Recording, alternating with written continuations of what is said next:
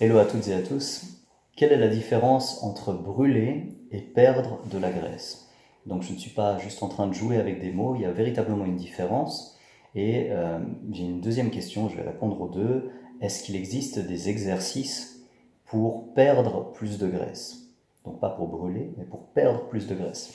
Je m'explique. La différence entre brûler et perdre de la graisse est en fait assez simple. Brûler de la graisse, par exemple, si on décide de brûler un maximum de graisse pendant, disons, 20 minutes, le but c'est 20 minutes, on veut brûler un max de graisse. Qu'est-ce qu'on va faire?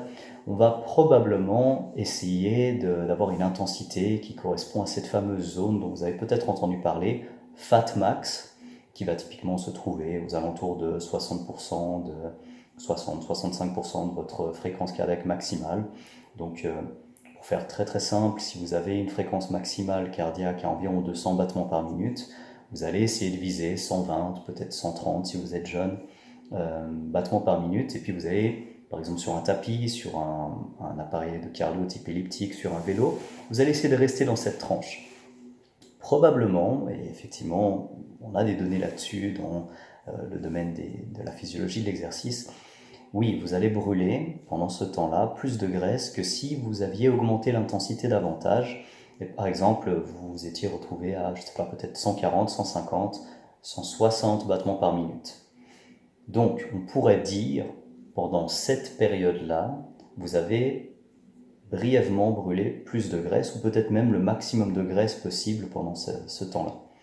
Le problème, c'est que pour perdre de la graisse, le but, c'est pas de perdre de la graisse sur 20 minutes, donc ce qui correspond à brûler plus de graisse sur 20 minutes. Le but, c'est de perdre de la graisse sur la durée. Et donc, au bout de 24 heures, est-ce que par exemple, si on voulait mesurer la différence de graisse sur 24 heures, on a une différence dans le fait de brûler un maximum de graisse sur 20 minutes, et puis regarder ce qui se passe finalement sur les 23 heures et 40 minutes qui restent sur la journée, ou est-ce que finalement, si sur ces mêmes 20 minutes, on dépense plus de calories, moins de graisse, mais donc on doit utiliser plus de glucides pendant l'effort, bien évidemment. Une part qu'on va, disons, négliger, en tout cas pour cette part, pour les protéines qu'on utilise aussi dans une certaine mesure. Mais voilà, donc si on augmente l'intensité et on se dit, bon, j'ai que 20 minutes, je me donne à fond, et qu'on imagine, je donne des chiffres comme ça, qui ne sont pas forcément réels, on imagine on brûle 200 calories, mais avec une plus grande proportion de glucides qui seraient brûlés pendant cet effort. Ou si on se dit j'aimerais brûler 100 calories, mais dans ces 100 calories c'est quasiment que de la graisse. Euh, Quel est le plus gros impact en fait sur la perte de graisse? Je pense que, en tout cas, bon nombre d'entre vous ont compris le raisonnement. L'idée, c'est pas juste de brûler un maximum de graisse sur 20 minutes, c'est d'avoir brûlé plus de graisse qu'on en a à nouveau synthétisé, qu'on a à nouveau reconstruit, si vous voulez, au bout d'une certaine durée. Et donc, si par exemple vous faites tous les jours 20 minutes de marche à 120, 130 battements par minute maximum, parce que vous dites c'est la meilleure manière de perdre de la graisse, ou si vous dites bon j'ai 20 minutes, et pendant ces 20 minutes-là, j'essaie d'avoir un maximum de travail parce que j'aimerais brûler une plus grande quantité d'énergie. Euh, Quelle est la meilleure stratégie? Et en fait, aucune de ces stratégies est forcément la plus intéressante. Et ça, c'est peut-être la partie la plus décevante du message, c'est qu'il n'y a pas d'exercice qui permet de perdre de la graisse. Il n'y a que des exercices qui permettent de contribuer à un déséquilibre sur le plan énergétique, qui est aussi lié avec l'alimentation, qui est aussi lié avec votre sommeil, qui est aussi lié avec votre niveau de stress chronique, dans le sens est-ce que tous les jours vous êtes tranquille au boulot, vous êtes en phase avec ce que vous faites dans la vie au jour le jour, vous n'avez pas peut-être euh, un compagnon ou une compagne qui vous stresse tous les jours, vous avez une vie qui est relativement posée, vous dormez bien, ou est-ce que à l'inverse vous ne dormez pas assez, vous êtes fatigué le lendemain, vous êtes stressé la journée, vous n'avez pas le temps de manger, vous n'avez pas de temps pour vous, vous avez l'impression de ne pas vraiment contrôler ce qui vous arrive, et en plus de ça, donc vous avez clairement pas le temps de vous entraîner, vous marchez que très peu parce que vous êtes essentiellement dans un travail de bureau, et puis finalement vous êtes assez sédentaire dans votre comportement. Tout ça, par rapport à ce truc sur lequel vous êtes en train de vous focaliser, votre dépense pour brûler un maximum de graisse à l'effort, c'est infiniment plus important. Donc, vous pourriez très bien brûler 0 graisse. C'est virtuellement pas possible parce que on en utilise toujours un petit peu, mais imaginons juste dans un cas hypothétique, vous ne brûlez pas de graisse du tout pendant votre effort de 20 minutes, mais cet effort voilà, vous a permis par exemple de construire un peu de masse musculaire parce que vous êtes plus orienté en musculation ou autre chose. Ça ne veut pas dire que cet exercice va être moins efficace pour perdre de la graisse au final qu'un exercice de type Fat Max, qui va donc beaucoup plus insister sur le fait d'oxyder un maximum de graisse pendant une certaine durée. Parce que l'équilibre se fait sur la durée. C'est pas brûler un max pendant 20 minutes qui compte, c'est le nouveau vous, si vous voulez, qui importe. C'est comment est-ce que vous allez changer sur la durée. Et bref, je sais pas pourquoi, je me suis dit ça faisait joli, c'était pas un fond complètement blanc, je sais pas si vous approuvez, c'est égal.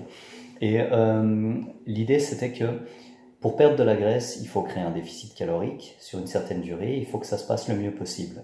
En dehors de ça, le reste, c'est pas du vent, mais c'est des stratégies qui permettent d'optimiser ça. Donc si vous mangez moins sur une certaine durée, vous allez avoir un déficit, et si vous arrivez à stabiliser ce déficit tôt ou tard, vous avez perdu de la graisse et vous ne l'avez pas repris. Et il n'y a pas d'exercices qui permettent de faire ça mieux que d'autres. Il y a des exercices qui permettent, dans votre cas, de favoriser ce comportement-là, mais c'est tout. C'est-à-dire que vous pouvez imaginer que vous savez, ces exercices de battle ropes avec les cordes que vous secouez, vous pouvez imaginer que la répétition de sprint peut dépenser énormément d'énergie. Vous pouvez peut-être même avoir en tête ce qu'on appelle le EPOC, le Excess Post-Oxygen Consumption, qui est l'excès d'oxygène consommé après l'exercice, qui est cet effet fat burn aussi dont on parle, qui est absolument négligeable. C'est-à-dire que si vous regardez la différence fat burn de l'époque, donc ce EPOC, comparé à un effort par exemple de cardio, et puis que vous basez toute votre stratégie de perte de graisse là-dessus, on parle de 15, 20, 25, j'exagère, je vais être gentil, parlons de 50 calories si c'était le cas, et c'est clairement en dessous selon ce que j'ai comme chiffre en tête. C'est totalement ridicule.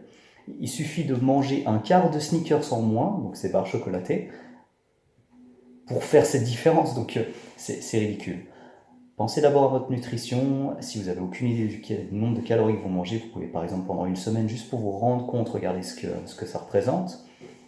Il y a plein de méthodes à regarder avant le fait de s'entraîner à Fat Max, ou le fait de créer un effet afterburn effect, avec un bon accent français, afterburn. Le afterburn effect, ou le EPOC, ou le excess of oxygen post-exercise, franchement c'est du vent. Ça sert à rien pour la perte de graisse. Réglez d'abord les bases. Pour régler les bases, je vous les donne d'un point de vue hiérarchique. Comment vous sentez maintenant votre état de stress global? Est-ce que vous êtes capable de bien dormir? Est-ce que vous êtes capable de prendre le temps de manger correctement? Est-ce que vous êtes capable de prendre du temps pour vous? Est-ce que vous êtes capable de vous entraîner? Est-ce que vous êtes capable de marcher un minimum sur la journée ou d'être un minimum actif? C'est-à-dire concrètement pas être juste assis tous les jours, toute la semaine. Si vous réglez ça en premier, ensuite vous pouvez éventuellement vous dire bon, là mon entraînement, j'avais encore quelques minutes sur la fin, puis j'ai décidé de faire d'utiliser les battle ropes pour brûler un peu plus d'énergie. Super, magnifique. Ça va probablement vous aider aussi d'un point de vue conditionnement physique, etc. C'est top parce que vous pouvez progresser sur plusieurs plans, mais ça ne se traduit pas forcément par une perte de graisse. Donc voilà, l'approche, c'est il faut juste pas détourner l'attention de ce qui est vraiment essentiel pour perdre de la graisse. Et ce qui est essentiel pour perdre de la graisse, c'est créer un nouvel équilibre à un poids qui est inférieur, ou en tout cas une quantité de graisse qui est inférieure. Donc ça, l'activité physique est superbe pour vous aider, pour vous accompagner dans votre perte de graisse, mais ce n'est qu'un contributeur. C'est-à-dire que vous pouvez très bien perdre de la graisse sans activité physique. Ce ne sera pas optimal probablement, mais ça peut très bien fonctionner. A l'inverse, vous ne pouvez pas prendre de muscle en mangeant extrêmement bien 6 fois par jour avec des portions de protéines bien réparties, des légumes au bon moment, des micronutriments, tout ce qu'il vous faut, etc. Si vous ne faites pas de sport, Donc le critère pour prendre du muscle, c'est avant tout l'entraînement, et la nutrition vient aider. Pour perdre de la graisse, le critère numéro 1, c'est s'assurer qu'on ne mange pas plus que ce dont on a besoin. Donc créer ce fameux déficit calorique qui est difficile à comprendre parce qu'il inclut la totalité, il inclut votre équilibre complet. Et c'est pas juste 200 calories en moins par rapport à hier.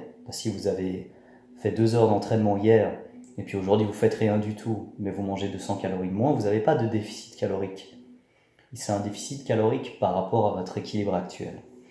Et donc, pour ça, c'est un petit peu plus complexe que ça en a l'air, parce qu'on dit il suffit de manger moins. Non, il suffit de manger moins tout en maintenant un certain niveau d'activité physique, ou il suffit de manger moins, éventuellement même augmenter un petit peu l'activité physique, mais on ne peut pas faire ça ad aeternam. Il faut tôt ou tard trouver un nouvel équilibre.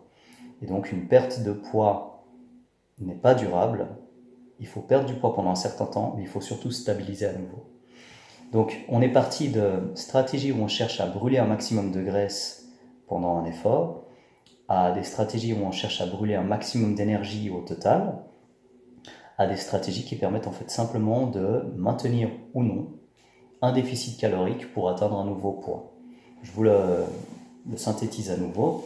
L'idée, c'est pouvoir perdre de la graisse et stabiliser la graisse que vous avez perdue, c'est-à-dire ne pas la récupérer, le fameux yo-yo. Vous savez, ces personnes qui veulent juste avant l'été perdre du poids et qui reprennent après. Ces personnes qui veulent, par exemple pour un mariage, rentrer dans la robe de mariée ou rentrer dans leur smoking et puis qui reprennent le poids après. Ou les personnes qui pensent que tout à coup avec une monodiète ou quelque chose, on peut pour la perte de graisse, perdre de la graisse sans la reprendre parce que voilà, cette petite détox miracle a permis de créer un nouvel équilibre autre. Ça ne marche pas comme ça. Le corps, pour créer un nouvel équilibre, il a besoin de rester pendant un certain temps à ce nouvel équilibre. Donc il a besoin de temps. C'est super chiant, il a besoin de temps. Donc dès le moment qu'on accepte ça, on peut être rapide, parce que c'est seulement dès qu'on accepte de prendre le temps qu'on peut être le plus rapide possible sur des résultats durables. Donc voilà, c'est le message peut-être un peu déprimant de la vidéo, mais qui peut être aussi assez cool pour les personnes qui veulent véritablement avancer, qui ne veulent pas juste se voiler la face. C'est-à-dire qu'il faut régulièrement stabiliser votre poids si vous voulez éviter de reprendre la graisse perdue, et probablement pour ça l'activité physique vous aidera particulièrement à créer un nouvel équilibre qui sera plus facile à tenir, parce que en augmentant le côté dépense énergétique, c'est-à-dire en étant physiquement actif, c'est plus facile de tenir un nouvel équilibre que en essayant simplement de moins manger que d'habitude, sans changer la qualité de l'alimentation, sans augmenter son activité physique, sans remettre en question son mode de vie ou la quantité d'heures de sommeil, ce genre de choses. Donc voilà, exercice qui peut aider à perdre de la graisse, oui. Exercice qui fait perdre de la graisse, donc un effet causal direct, malheureusement non. Ça fait juste partie de tous ces points que vous devez mettre en avant. Donc il y a plein de choses à faire, à mettre en place, mais ne négligez jamais les bases et essayez d'éviter tout ce qui est fad diet, tout ce qui est tendance, tout ce qui est ce nouveau truc pour perdre de la graisse, etc. Perdre de la graisse, c'est pas un miracle. C'est clair que c'est pas tout à fait évident, donc c'est un mélange entre ce qu'on voit en théorie dans la littérature et puis ce qu'on va mettre en pratique. Mais concrètement, c'est un peu des deux. C'est un mélange entre de la science et de l'art. C'est en tout cas pour ça que je suis aussi passionné par le domaine de la perte de graisse. C'est qu'il faut décortiquer toutes ces petites nouvelles choses et puis les mettre dans le contexte d'un organisme vivant qui essaie de trouver un nouvel équilibre pour ne pas reprendre de la graisse sans raison. Parce que la graisse fait partie du corps. Donc voilà, quelques éléments en plus que vous allez retrouver bien évidemment dans le livre. Ce sera largement abordable, je pense, par même des personnes qui n'ont pas un background soit universitaire, soit peut-être dans les sciences fondamentales. Ça devrait être expliqué de manière assez claire dans le sens où il y a une tournure qui est plutôt d'ordre de la narration. C'est peut-être plus raconté sous forme, c'est quand même pas une histoire, mais c'est vraiment raconté avec des exemples qui peuvent être compris par n'importe qui. On va parler de comptes bancaires notamment pour l'équilibre énergétique, avec des exemples. Voilà, on parle d'argent pour imiter quelque part les calories. On va parler de domaines comme des comptes d'épargne, des comptes courants pour parler du glycogène ou pour parler de la graisse ou pour parler des protéines. Et puis finalement, même sans aucun background scientifique, vous allez pouvoir comprendre ce qu'il faut vraiment faire pour perdre de la graisse. Aussi des exemples pratiques, c'est-à-dire que là je vous ai parlé de l'aspect théorique. Il y aura aussi des exemples de diète que vous pourrez directement appliquer. Donc si par exemple vous êtes un homme de 60 kg, une femme de 50, de 55, une femme de 70 kg, un homme de 80 kg, vous allez pouvoir trouver une diète qui vous permet de commencer en tout cas à mettre en pratique directement ce qui a été suggéré dans le livre et ensuite de le moduler en fonction de votre expérience et du reste que vous aurez appris dans le bouquin ou alors que vous avez déjà appris dans le cadre de votre fitness journey, comme on dit. Et je pense vraiment qu'avec Christophe, on vous apporte un livre complet qui vous permettra de mettre les priorités là où elles sont censées être et donc d'éviter de perdre du temps, surtout avec des choses qui ne fonctionnent pas ou qui ne fonctionnent que très mal par rapport au reste qui sera donc, évidemment prioritaire. Voilà pour cette vidéo, je ne m'attarde pas plus. On s'excuse encore pour ce décalage dans la sortie du livre qui ne sortira donc que le 31 mars, mais on se réjouit de voir ce que ça va donner. En tout cas, on y a mis tout notre cœur et puis, en tout cas, donc pour la partie qui me concerne directement, par rapport à la recherche évidemment, qui était la partie que j'apportais, je pense, qui est assez évident quand on regarde par rapport à notre parcours. Je me suis vraiment occupé de la partie de l'aspect plus scientifique et cette collaboration était super pour vous proposer quelque chose qui, à mon avis, n'a pas encore été proposé, en tout cas dans le milieu francophone. Et on se réjouit beaucoup d'avoir votre feedback là-dessus dès que vous aurez pu lire un petit peu. Il y a déjà donc le deuxième pilier du premier chapitre qui a été mis à disposition. Je vous donne également le lien en description. Vous pouvez le lire pour avoir une idée de comment s'articule le livre. Et puis, pour les personnes qui seront là, je serai bien évidemment au salon du Body Fitness à Paris. Je serai essentiellement, je pense, avec l'équipe de Christophe Bonnefond, donc de la marque Anabolic Supplements. Et puis, je serai également probablement à des moments ou à d'autres moments ailleurs, mais en tout cas, je me réjouis de vous voir sur place si j'ai l'occasion de vous voir, vous serrer la main, discuter un peu avec vous, prendre une photo avec vous, peu importe, mais en tout cas, échanger, ce sera avec grand plaisir. Et pour le reste, je vous souhaite bon courage pour vos objectifs et je vous dis à tout bientôt. Ciao.